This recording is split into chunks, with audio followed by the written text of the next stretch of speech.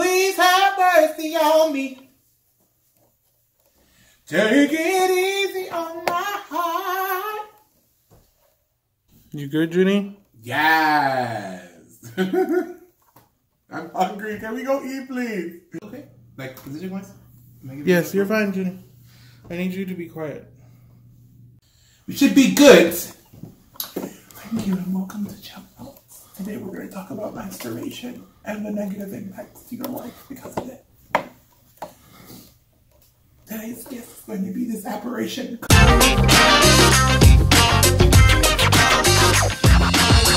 Hello, welcome to Chuck Thoughts. I'm Chris. And I'm Junie. Hello, Junie. How are you, Chris? I'm doing good. This is a new episode for everybody. It is. We haven't had one since last week. Yeah. Oh, one posted, right? Right. Yes, One posted. So we've had some feedback. The other day, I just want to say this. The other day, they told me about my stains that I had on my shirt. So I got a dark one. But what it is Junie's special water. Yes, the water. The special water leaks and then it falls and then it looks like a stain. And I remedied the situation by giving you a couple of cushions. Thank you. Actually have condensation on it. So excellent. That's perfect. See, well, it's better water stains than sweat stains that I had on the last episode. Thank you. Who you are. Oh, you did have sweat stains. They were a little noticeable. What was all of that about? I think I was hot. I'm not sure. But yes, I did not. I was not aware until the... So it was like more like your... Under your tip? It was under boob perspiration. So yes, I wasn't aware until we posted. So yes. Well, thankfully we're gonna be more dry and better together. We'll hope. Right, we hope. So what you been up to, girl? Just not much actually. Nothing much. How about you? What you been up to? Nothing much. Just working away. Well, who are you telling? It's tax season. You know how that is.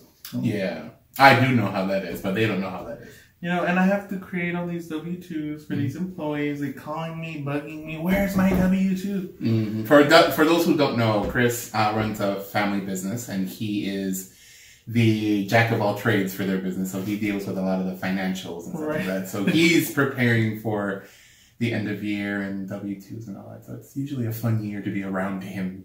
They want their W-2s before time. And I tell them, wow, the deadline is 31st of January. I was going to be nice and do it before, but they be bugging me. They need their money, girl. They need their money. They need their money now. I can, and with the government shutdown, that's not going to happen. Girl, that's another conversation.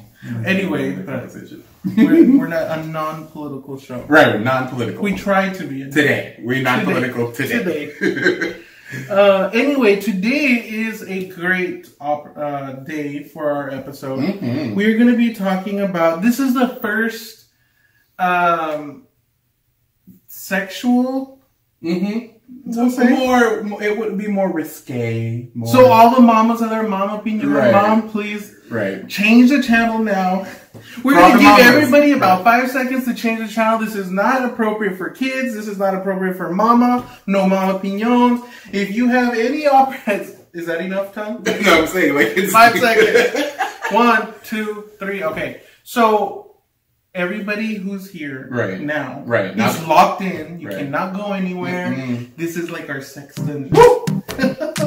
Yes, girl. Everybody else who just left is not going to be part of the sex talk. Now that all the mamas done left, let's get to it. So we are wanting to do a few episodes on sex because we feel, again, these are controversial topics that people think about but are not, brave enough or courageous enough to talk about them out loud. And that's where we come in. Absolutely, because we don't have a problem talking about nothing. Right. We'll talk about everything to everybody. Exactly.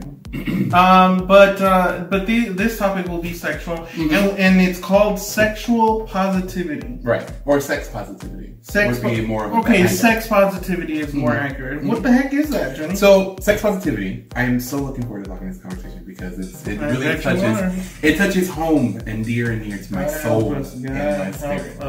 But sex positivity, by definition, right, is having or promoting the openness, tolerance, or progressive attitude towards sex and sexuality. So towards sex and sexuality. Correct. So when you think about sex positivity, you are thinking about it by definition as being open and being accepting and tolerant of sex in itself, sexual practices, sexual orientation, sexuality in itself, and allowing people to be able to express things the way that they want to express, and not having a negative opinion about it. And you think that's okay? I think it's wonderful. Don't you think it's for people just to act how they want? Well, I mean, sex positive behavior is more aligned to how one understands and gets that information in. But I think the really interesting thing about sex positivity is the perception of it, right? A lot of us view sex as something that we were taught from kids. We were taught traditionally what sex is, what's the purpose for it, all that, blah, blah, whatever. As we grow older, we start to experiment with it, and we start to realize that a lot of the things that we were taught aren't necessarily the things that we like. You know what I mean? Like the traditional aspects of sex versus what we actually like. There's a lot of kinks out there. There's a lot of freaky-dicky people out there that like do a lot of freaky-dicky stuff. You would never lie on that, bro. So sex positivity really gives the opportunity for people to really dive into that and be okay with that, which is the principal part of it. Right. Okay, but you're saying again, all of that is okay. Absolutely. With no limit. With no limit. Now, what we want to distinguish is that the principle of all this is accepting consensual behavior. Okay? There's a lot of you don't want to force anybody. Right, exactly. There's a lot of negative stigma in reference to this. A lot of psychologists actually believe that sex positivity can promote some illicit behavior that isn't necessarily, you know, aligned with social norms or societal norms, and that can go into a little bit of a dark endeavor, but it really is in its principle just an opportunity to be able to be accepting of how people express their sexuality. Well, I mean, okay, I understand where you're coming from, but for me, I feel like just free reign sex. Mm-hmm. I'm all for sex. Mm-hmm. I'm all for exploring and learning about yourself, but just free reign sex, I feel like it can be... How do you feel? I think it can be, I know it can be destructive to people who engage in risky behavior. Okay. And so there was a study done, mm-hmm. and this is in psychologytoday.com. Okay. We'll put the resource for it, but it's a Dunedin disciplinary health and development study that was conducted. It started in the mid-70s. And it studied 1,000 children, mm-hmm. and they took all of them between the years of 1972 and 1973, and they followed them every 2 years until they were 15, and then again at age 18, and then 21, 26, and then age 32, and so forth. Okay. It's incredible that about 96% of them still remained available for the test. Oh wow! After 30 years. Wow, that's crazy. So it's really cool. Now, it did show that the study that they were given individual assessments at age 21, 26, and 32, and it did a fundamental assessment on their health, mm-hmm. mental health. Okay. Okay, and they found that they had areas of anxiety, mm-hmm.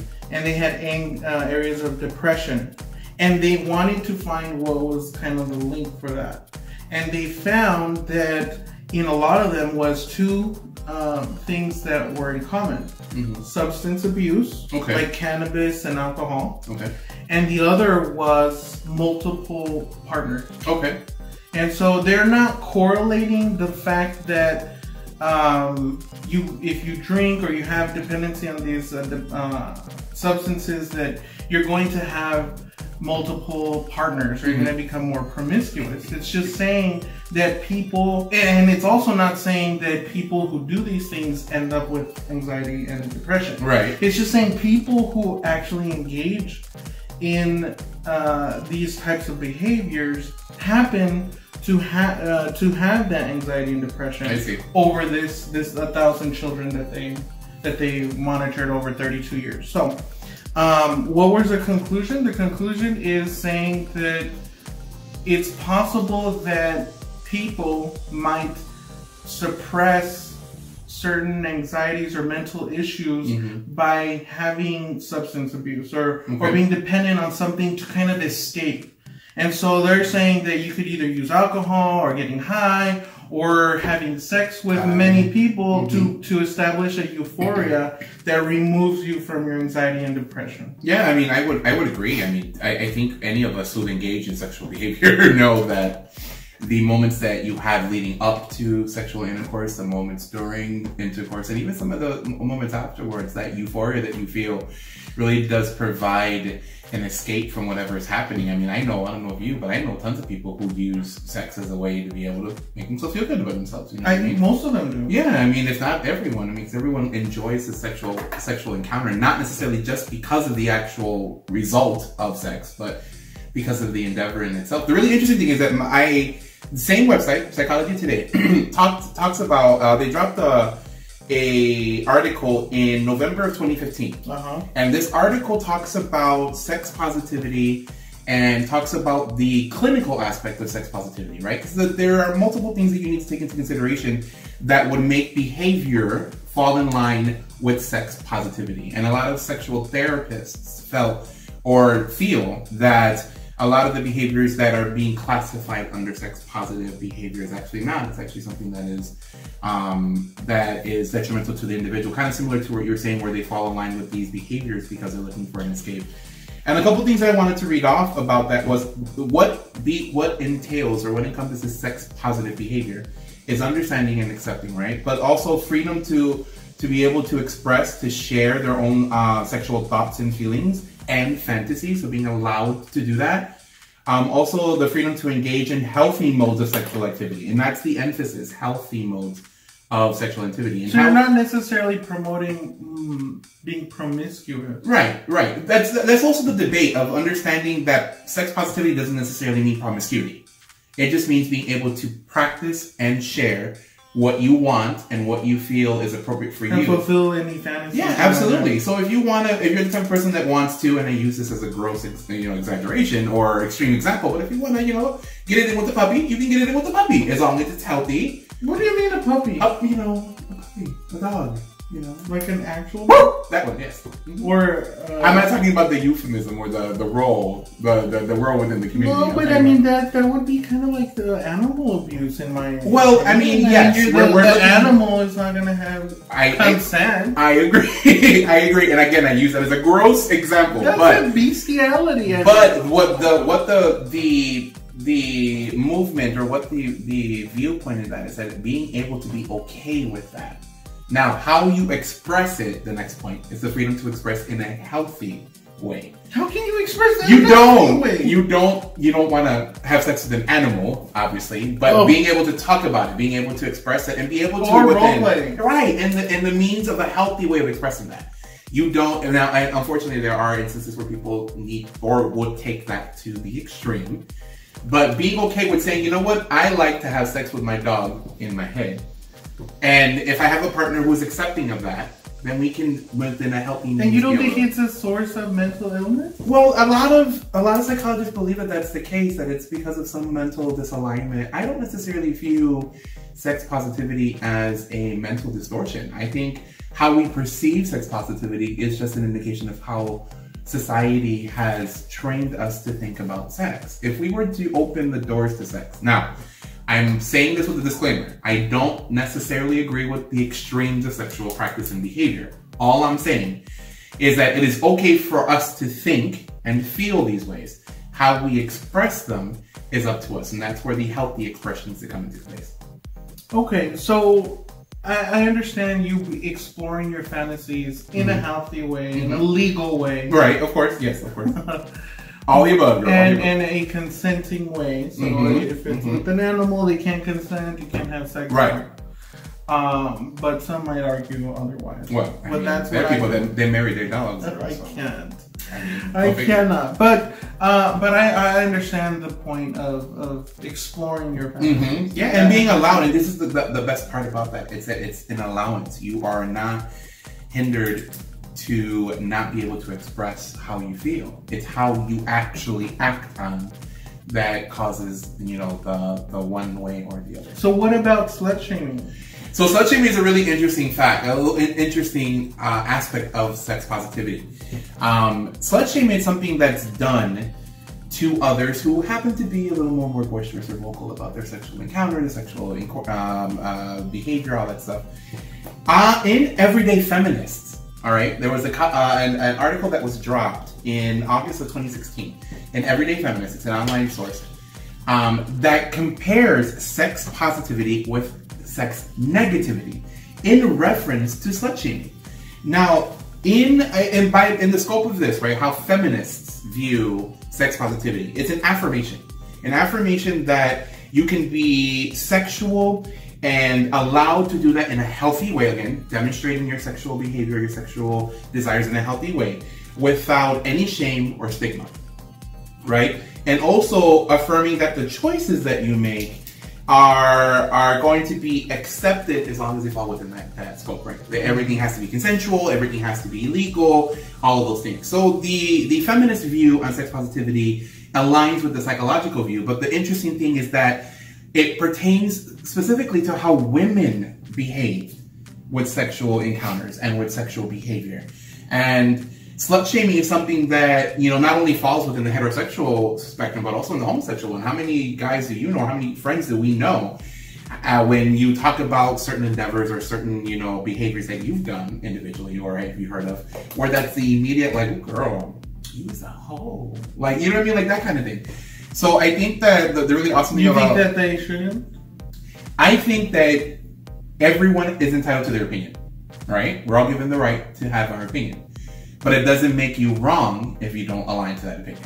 So you're saying it's okay to be a slut? I mean, if you want to get two of them in the butt, go ahead. Do it all day long. In fact, call me. But if what I'm saying is we shouldn't be bound by some rules or some ideal when it comes to sex. As long as it falls within a certain parameter, right? It needs to be consensual, it needs to be healthy, it needs to be something that is allowed and that you can freely express in a comfortable way, then why do we have to have a problem with that? Or why do we demonstrate having a problem with that? Well, I think one of the biggest problems in our community and in the gay community specifically, and it comes from outside and inside, the perspective or the perception that we are more promiscuous than our heterosexual counterparts. That's a whole lot of lie. The thing is, interestingly, there was a study done, and this was cited in The Guardian, but it was from OkCupid. Okay. OkCupid is one of the applications that people use for online dating and hookup. And it's question based, so it asks you about your personality, and then it matches you up with somebody who another hoe. Right. Right. Well, it asked, and based on its information that came out, based on its study, it has 45% of gay people have had 5 or fewer partners in their life. Yes. Girl. 45% of gay people. And for straights, guess how much it was? How much? Give me a number. I mean, you would think it would be less than that, right? 44%. 5 or less. So it's less than the homosexuals. By 1%. Woo. So they're about the same. Yeah, we're equal. We all horny. Why can't we be okay with that? Horny, yeah. Why can't we be okay with that? Why does it have to be such an issue? I think the really frustrating part about this, right, is that when you're the type of person that is very vocal about the things that you enjoy doing, like I will be the first one to say, and I'll scream to the mountaintop, I am an unapologetic bottom. I do not have a problem telling people that to their face. But the instantaneous response is that, oh girl, like you need to slow down. Like, why do I need to slow down? I'm not telling you how I like to bottom. I'm just saying that I am an unapologetic one. But it's such a... How do you deal with those like Gen Zers now that don't believe in the dichotomy of top and bottom? You know what the really funny thing is? Versatility. This water though. Versatility is something that is a great thing. It's wonderful on paper. You know what I mean? It's a great thing, you know, in theory, but in actuality, you know, we all have our preferences. We all have one way that we fight for another. And I think that when someone spouts that, you know, top and bottom is kind of outdated or antiquated or whatever the case, I'm like, at the end of this, we're looking at what are you going to fall in within the rules that you're comfortable with? And we all side one way or another. But So, okay, we'll get into that topic at a different episode. Yeah, because we need to talk about versatile. They'd be too much, girl. They'd be well, guess what? For now, going on to the study with the OkCupid said 98% of gay people have had 20 or fewer partners. Okay. 98%. Okay. Versus 99% for straight. So we're the same. So why are we viewed differently? Why are we viewed There's differently? a perception out there that gays are promiscuous, so we have to be promiscuous. Right. I think it's a great opportunity for us to ask. I mean, anyone who's watching who's heterosexual and has heard or has said those things, like, we would love to hear from you guys. So comment below on why the difference between homosexual and heterosexual sexual practices. Because I mean, the study shows we're pretty even. We all horny. We all like the... Well, I mean, to be fair, it's an online study of OkCupid, people who use OkCupid. Right. So we don't know how much it differentiates to the general public, but it can't be that different. I mean, if we're literally neck and neck. These are people who are looking for online dates. Right. You know what I mean? And hooking up, so. That's crazy, though. But yeah, I mean, it does give us an opportunity to really kind of see that the differences that we create in our heads aren't really there at all. I mean... I think that the really interesting thing about that is, I don't know if you've gotten this, but a lot of homosexual men have this tendency to say that, like it's a badge of honor, like, oh yeah, we're gay, we get to act outside of the heterosexual norm and get to be promiscuous, they get to be kind of risky when it comes to sex. And within the realm of they use it sex as an positivity, excuse. Right, exactly. But within the realm of sex positivity, it's okay. But to use that as a way to act like a mess, you know what I mean? And just stick it in or let people stick you in any situation possible. Like, to me, I think that's the difference. And that's what we want to focus on, is that sex positive doesn't mean you get to, you know, fudge everybody in the world. It just means that the way that you do it, as long as it's healthy, as long as it's consensual and it's legal, have fun. If you want to get a toe in your butt, get a toe in your butt. You know what I mean? Like, it's okay. I don't want a toe in my butt, though. I don't know about you. But I don't want a toe in my butt. I do not want any toes, any large inanimate objects. I don't want none of that. That's a lie. Large inanimate. I'll leave that one where you left it, girl. We're gonna have the definition of inanimate will be somewhere up here. Bring it. But anyway, okay. So in that study, last point. Okay. 2% of homosexuals taking that study. 2%. Wow. 2%. Wow. Okay. Constituted of 23% of the total sex had. Really? That's interesting. So most promiscuous people, represent 2% of the gay population. That means that there's a lot of us out there who are not having sex all the time, 5 days a week. Us. Well, I'm gay, you know. We're just as miserable as heterosexuals, you know? We're not special, you know, we're not these sex gods. Right, it's not like we're out here, we're doing it every single day, several times a day. None of us are like that.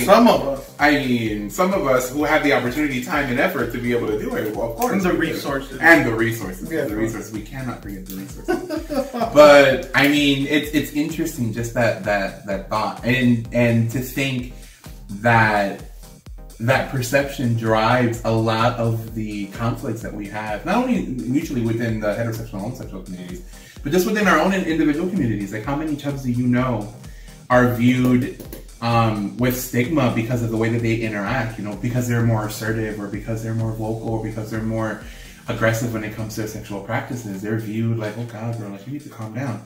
You know what I mean? Like that kind of thing. And it's just this movement, this mindset of being okay with how people behave as long as it falls within those parameters. I think it's completely fine. Girl, you want to be a hoe, okay. Ain't no one gonna stop you. In fact, I might join you, but it's alright. I feel lightheaded. You should. That water's wonderful, isn't it? We haven't talked about the water, girl. You usually talk about your water. Yes, this water is coming from a special place, girl. So I done traveled recently. I was in Mexico recently. I don't know if you were aware of that, but I was in Mexico. Oh, this is from Mexico? This is from Mexico. This is from your neck of the woods, girl. From that northern tip, girl. That northern tip, though. Mm-hmm. It has a peach flavor in it. It's lightly flavored. Mm-hmm. Mine's is featuring cucumber and lime. I have a lime in my cup as well, just to enhance the flavor. And what's going on with all the rainbow stuff? I was feeling very prideful today, so I wanted to, show my pride. Yet. I know, but pride is everything. What's this? This is a T-shirt that was offered to me and given to me by a friend, a mutual friend. And this is his event that he's promoting this year, so I wanted to give him a hearty, hey girl, and do all that. So. Well, that's good. I did want to close. We're getting to that point. Yes, ma'am. Of the show. Because we're about to get super heated in here. Right. But I did want to talk about. I don't want people to think that I'm against sex. I know it kind of sounds like I'm being square, being prejudicial, or judgmental. No, I'm not. I really am not. There are benefits about going out there and putting yourself out there and experimenting. Yes, of course. I have taken the time to experiment and get to know myself. I mean, everyone on this camera or watching this video can attest that they have taken their time as well. Well, some of us more than others. But it's not 30 years or 40 years. What is that? What is that? What are you implying? No, I'm saying that there are benefits. For example, you get you get a good confidence boost. Oh yeah, absolutely. So you explore, you play around, you have sex, and you get a confidence boost because now these people are filling you up. Different types of people, different races, different aesthetics. It's beautiful. Another thing, you'll learn what you like and what you don't like. That was crucial because sometimes you just don't know. Sometimes they're on my top and my bottom. Do I like both? Am I an acrobat? You just want to get to know what you like. And I think that that's perfectly reasonable for someone to take time to focus on getting to know themselves. Yes, absolutely. And to that, I would add that it's okay for you to do that and to share your experiences with that, because I think it's a really awesome opportunity to be able to help people who are not necessarily as comfortable with that. You know what I mean? Like we get this negative overview when someone just happens to share their experiences. This is our journey, you know what I mean?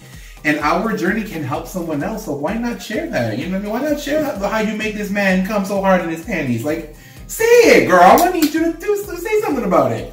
And not because of boastfulness or because they want to be seen or viewed as this sex god or goddess, but because of the fact that it is okay for us to be able to share and express our viewpoints, our issues, our experiences, and be able to have that opportunity to talk about it. And have fun with it. Be safe with it. Girl, yes. I would love talking about any kind of thing I did. Comment below if you want to see that. I mean, sorry. Girl, this water though, yeah. You can't have this type of water anymore, okay? Girl, Mexican water be real. Anyway, I'm drinking too much at this point. As usual, I like to leave the show with a quote. Absolutely. For everybody out there who's wanting sex positivity, I want to leave you a quote from Mr. Thom Yorke. Ooh. He says, "Sex is more than a pleasure. It's the ability to be able to feel so close to a person, so connected, so comfortable, that it's almost breathtaking to the point that you feel that you can't take it anymore." Girl, she didn't ever lie. And at that moment, you become part of them. That was so cute. You're gonna make me cry. That was wonderful. That took me on a journey, girl. I was all tingly. So yes. I feel like it's a romantic and yeah, it's very much so. I mean, at the end of the day, sex is sex. But let's not forget the purpose for it and the reason for it. And that it can be used as a method and a tool to be able to bring them closer. But it's okay if you don't do that. And act and behave as long as you're cool and it's legal, it's consensual. Have a good old time, girl. Record it and send me the video. Girl, yes. Anyway, from Chubb Thoughts, love you guys. Thank you for this episode. Mwah.